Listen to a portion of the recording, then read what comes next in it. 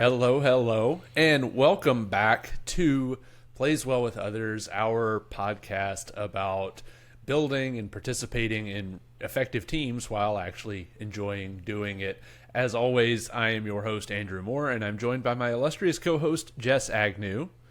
This is, as I said, episode 21, and this will be a new episode in kind of the process of switching over to weekly episodes that give us a little bit more time to prepare, a little more time to suss out what it is we're going to be talking about, because we went through 20 episodes in the span of 10 weeks, give or take, and that's a lot of content to put out. So we've reached the point where we've kind of cleared our brains of the pent up content, and we're to the phase where we need to start actually thinking about how we're going to present this in a way that's most consumable for you fine folks. Yeah. So if you're joining us for the first time, welcome. If you're a repeat listener, thanks for listening and joining in. Whether you have or haven't already, go ahead and give us a like, a share, a subscribe, a rating, whatever your podcast platform provides. If you're with us on YouTube, drop us a comment and let us know, because we do see a lot of you out there watching us in sparkling 1080p on our YouTube channel of the same name, Plays Well with Others. So appreciate you no matter where you came from. This episode today is largely going to feel like we're talking about product engineering as a whole. And as a result, Jess being a product PMO professional and myself being an engineering professional, we kind of have that topic covered. But as we dig in, what I want to do and what we'll do is start trying to abstract the concepts that we practice in product engineering to be applicable to you no matter what your role is. If you're an individual that owns a business, you've got a side hustle, you are stepping into some leadership roles in your community, whatever the case may be. I think we'll be able to apply some of these concepts to you no matter what your role is. But the topic for today is saying no. And the reason that I bring that up is there was a headline on CNBC from an interview from Apple's Eddie Q. He's a SVP of product engineering, or SVP of products at Apple. And he was asked what the key to success was for Apple. And his answer was saying no to most things. At Apple, we pride ourselves in our ability to say no to a lot of ideas and say yes to only the best of the ideas. And I think that's a concept that we like to espouse. It's one that Jess and I have used in a lot of cases. But the reason it's an interesting topic is because it's hard to say no, especially when you're in the... It can be, yeah. In the thick of things. So Jess has some experience or a story she's going to tell to help illustrate the value of saying no and how that really kind of looks like in the real world versus the hypothetical podcast land. Yeah, I mean, I've done innumerable product owner trainings throughout my time as a leader, and one of the things I often say is that the most important job of a product owner is knowing what not to build. And that is a very strange concept, especially if you are accustomed to working in a service organization where you want to provide what is being asked of you.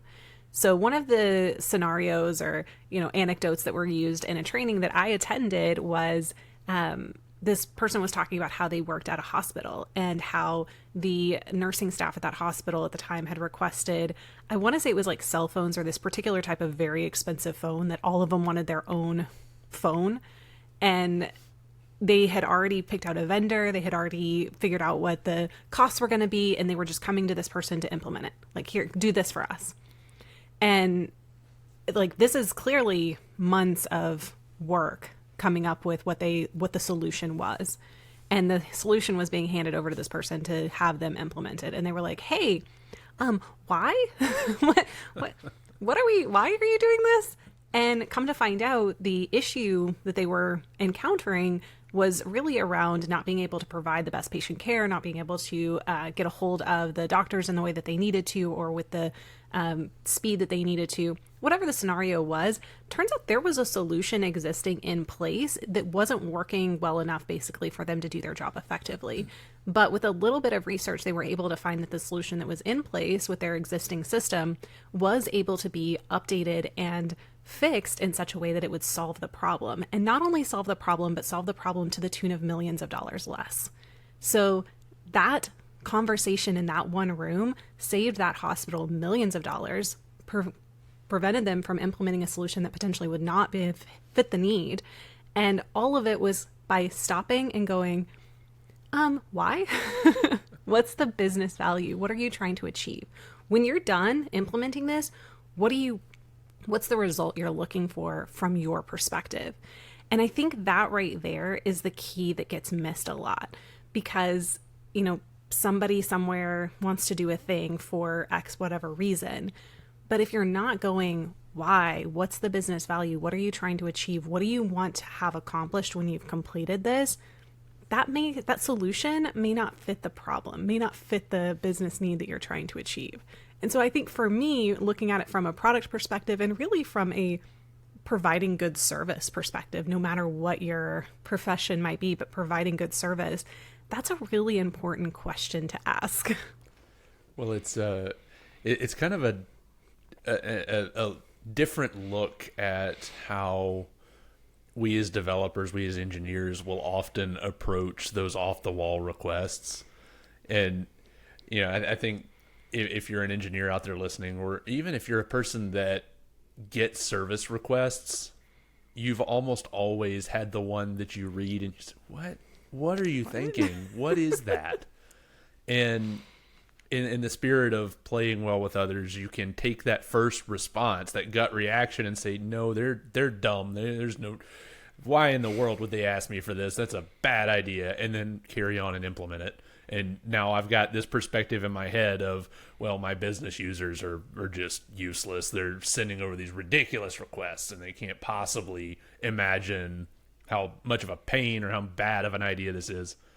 Or you could take a different look, which is one that is more collaborative, one that's more helpful and ultimately more useful for your end solution, your business. Yeah. And say, hey, Mr. or Miss Product Owner, this seems like an odd thing. Why do we want this? And or even phrase it in such a way of, hey, I want to make sure I'm delivering the best thing I can for you. Can you explain to me what the acceptance criteria is? Can you explain to me what the end result that your business user is looking for? And you don't even have to question what they're asking for. Just ask them to explain the result. And that can then be taken back to evaluating the request in the beginning. Right. And if your product owner's playing well on both teams, the business side and the engineering side, then you can probably approach that product owner and say, hey, this is crazy. Why do they want this? And, your product owner very likely initially will say, well, I don't know. It seemed reasonable to me at the time. Tell me why it's a bad idea. Tell me why it's hard. And you can hash that out. And then I've seen 9 times out of 10, developer, engineer, technologist, whatever, will be able to come back to the table and say, okay, I hear what you're saying, and now that you've explained to me what you're trying to accomplish, this is a better solution for you. This is what I can do. And 9 times out of 10, that's a better solution, more sustainable, probably less development work, and probably ultimately makes a more successful product rollout than whatever the non-technical request was in the first place. Here's I think where it gets hard is saying no is all well and good in the abstract, and saying we shouldn't build that is all very well and good in the abstract, but doing it in the room with people who have invested time, care into coming up with a solution, saying it in the room to people who maybe have a very different outlook and perspective from you, it can be incredibly challenging. And I do think that there's a level of needing to play well within that environment, by not saying no in a way that is disparaging the work or the perspective or the viewpoint of the person that you're talking to. And I do think there's a lot you can do within those scenarios to be considerate and be a collaborative team player while still being able to say, hey, at the end of the day, I want you to be successful. And the best way I can do that is to tell you that I think this solution might serve you better. And I'd like to explore it with you and see if I'm maybe missing something on your perspective that's not going to make this the best solution, or if there's a way that we can come to the table and figure out a solution together that's going to work for all of us. It's a little bit, I don't want to say negotiation, but it is. It's a little bit negotiation when you're in a room like that, because that can be the hardest part, is the actual act of saying we shouldn't build this. Yeah, and it's like you said, all of the work that goes into solutioning that initial request it's an investment from that person, that team. And when you come back and say, well, we don't think this is a good idea, many people are going to interpret that as, well, are you saying I'm stupid? Are you telling me I'm wrong? Are you telling me I was a waste of time? And you get that anger response because it's defensiveness. It's a natural response to having invested. You've called someone else's baby ugly. Like, that's not, it doesn't always play very well. And there are scenarios where someone's just super blunt and they're like, oh God, thank goodness I didn't implement that. Thank you for telling me.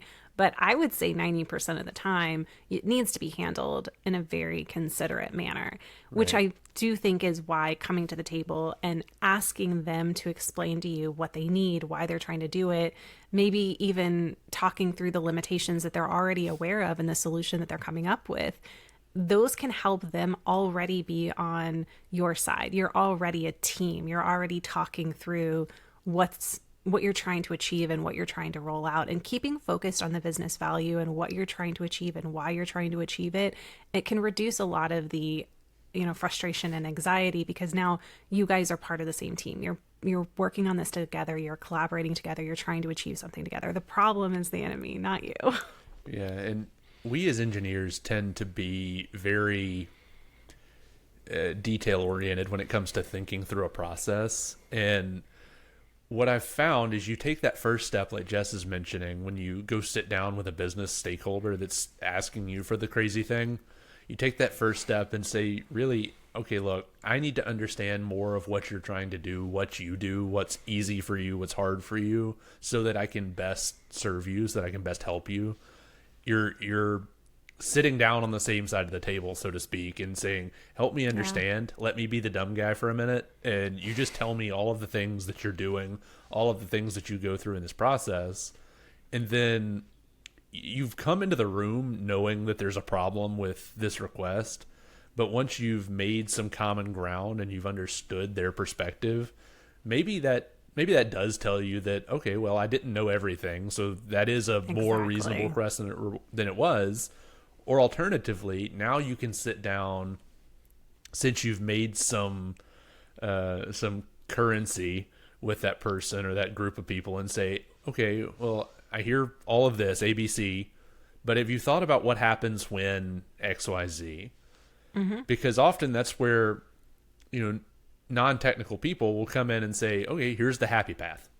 This is how I want this to work, and this is what I want to happen. And maybe it works that way 70% of the time, but that 30% is where, engineers or QA people, testers that's where we live, on the edge case. What happens when somebody submits, numbers instead of letters in this field? What happens if, I try to save a form and the location doesn't exist, or, all of these things, these what ifs that non-technical people don't often see, but that's where our brains go straight to is, okay, well, here's the easy path. That's always easy, right? But what happens when it's not? Yeah. And the key is not to throw those like stones at their proposal. The key is to come to them with a edge case that you then talk through the solution and help them figure out how to solve for it. You don't want to throw those things like grenades and then run away. No. Your solution's bad. You don't want to do that. You want to walk into the room and say, hey, like, let's talk through some of these edge cases. Let's talk through what happens in some of these scenarios so we're not caught off guard, so that we're preparing you and your team for whatever might come their way. You can weather storms when you've done this. And you have to go along the journey with them. You can't just lob those grenades and run away. Well, this is where I also... This is where there's a skill set that starts developing that, newer engineers don't often have the ability to temper their response for, have you thought about this? Well, what about this? Well, what about this? What about this? And you bowl over the person and like, oh, crud. It starts to feel like an attack. It does. And it's very quickly. It's not often meant that way, but I've just collected a whole bunch of data. I see all of these glaring problems with this process. What about all of this?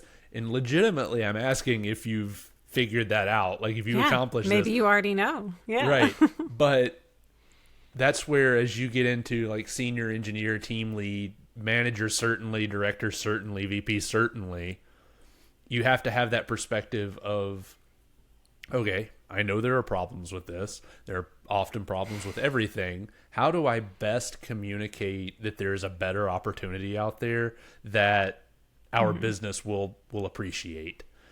Without it's a landmine. It's a minefield, right? Without insulting the other person, without minimizing their efforts, without drawing this line of confrontation. How do we sit on the same side of the table, and how do we carry on this conversation in a way that is constructive? Yeah.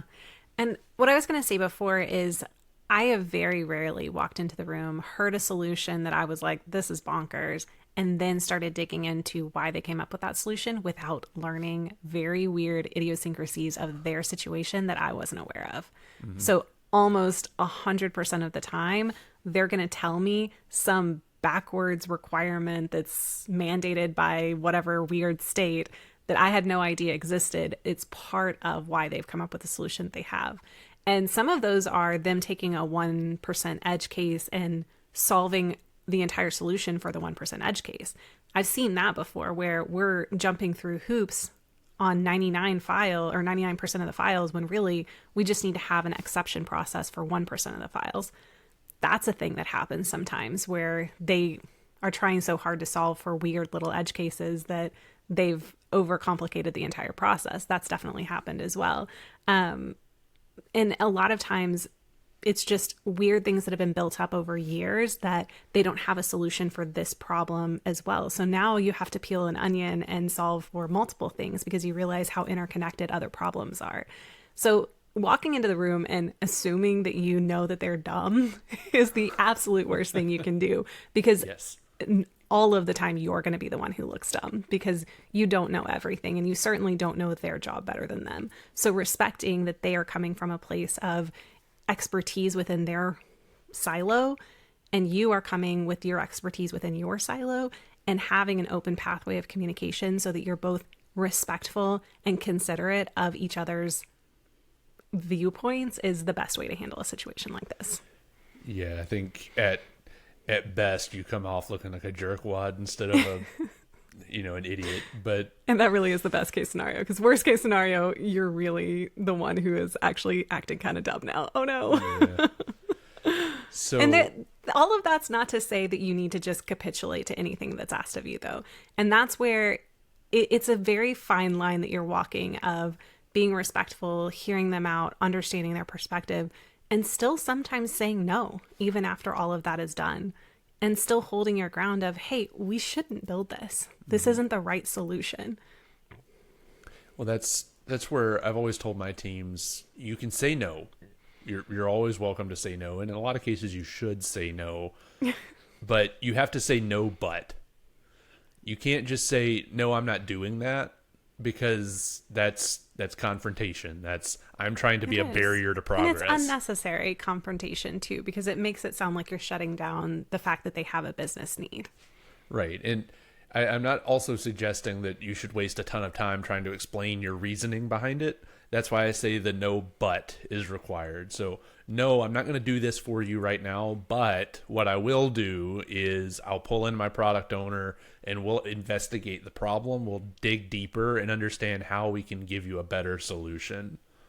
And no but is super useful across the board, especially when you get a lot of small change requests or small problems.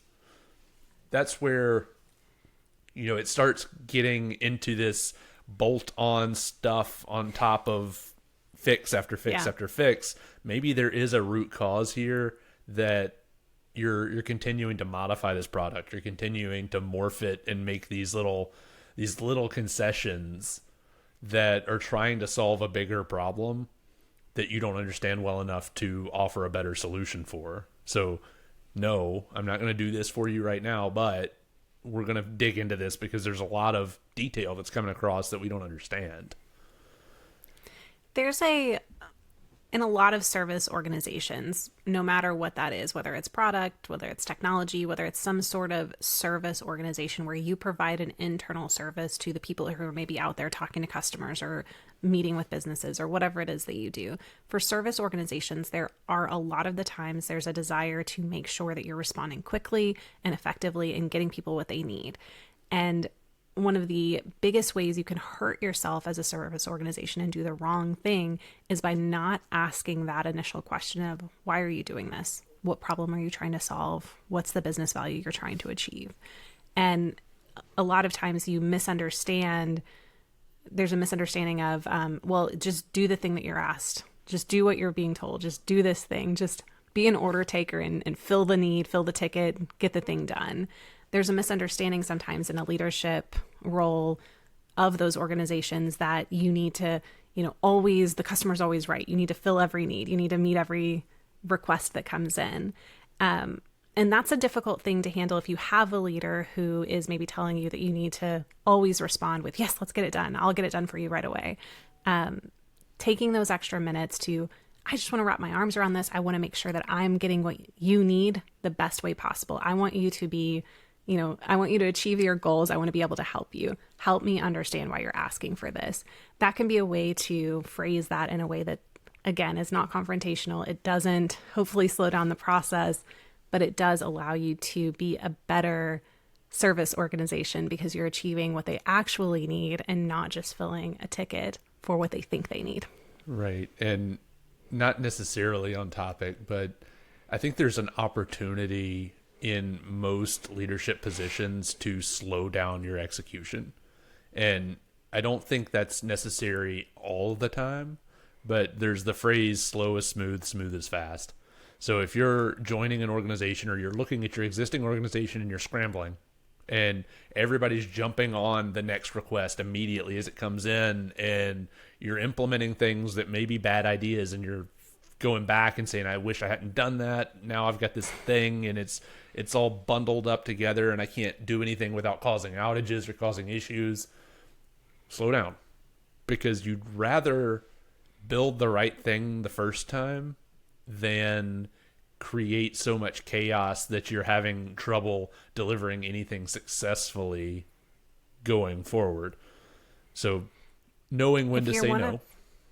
Yeah.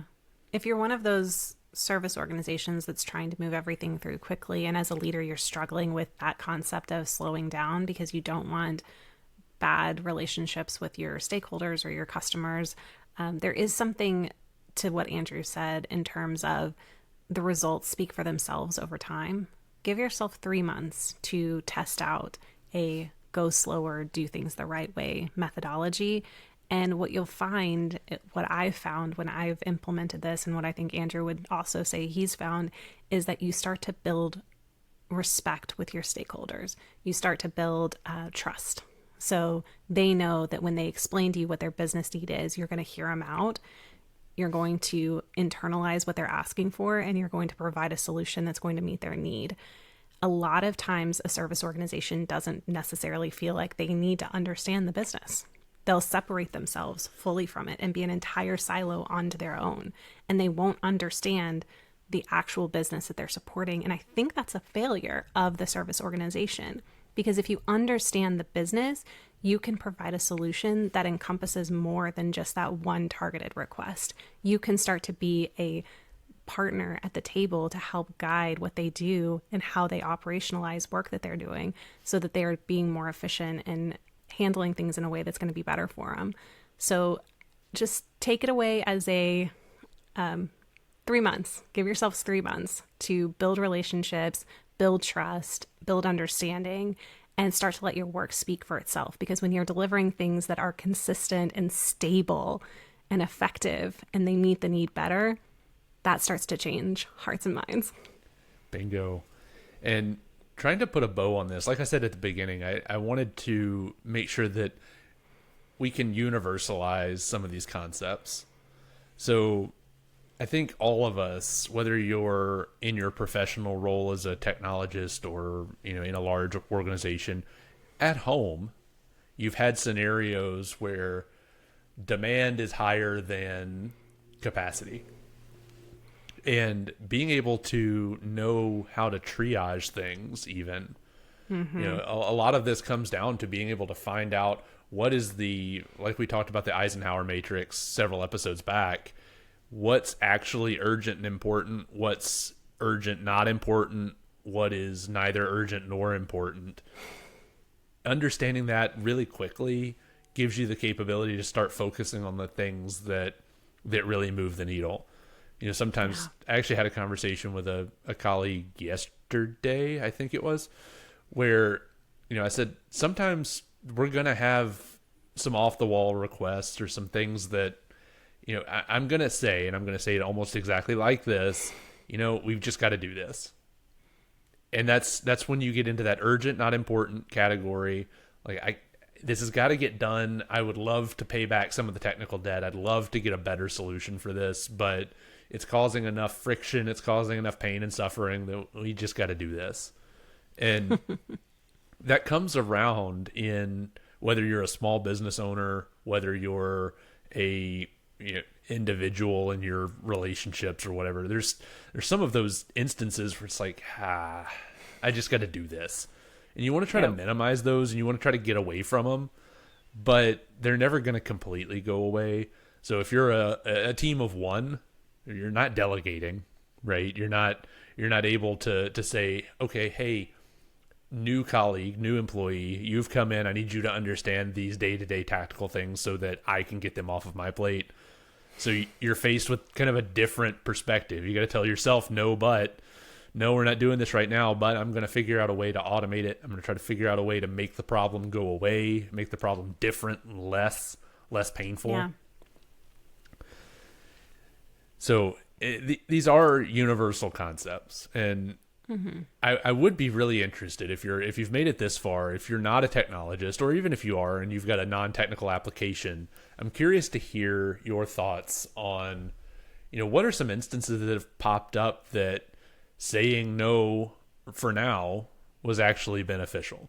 I'd like to get some of those examples so that we can bring them up to the surface and talk through them and see what experiences you've had, whether they be technical or not. So that maybe it's enough. Well, I was going to say sometimes it's enough just to deprioritize for right now when you don't think it's a good idea, but you maybe can't get on the same page with a stakeholder. Maybe it's sometimes enough just to deprioritize for right then and come back to it in a month or two and rehab that conversation. Because being told no the first time can maybe be hard to swallow, but once they've sat with the idea for a while, sometimes it's a little easier to rehab that conversation at a later time. Yeah, so definitely some value to backburnering things every once in a while. So we are coming up on time. This has been our first episode of weekly Plays Well with Others. So curious about your thoughts on that. Is it better or worse for you? I think it's going to allow us to build some better content, some more well thought out content that's more considered. And it's definitely a little easier from my perspective in terms of workflow. But if you have made it this far, thanks for listening. Thanks for tuning in. If you're still here, if you haven't already, go ahead, do the rate, share, subscribe, song and dance on your mobile phone, your computer, wherever you're listening to us. Drop us a comment, whether it be on LinkedIn or YouTube, or if you have us on our personal socials, hit us up. Feel free. Do whatever you need to do. But we're happy to have you as always. This has been episode 21 of Plays Well with Others, and thanks for listening.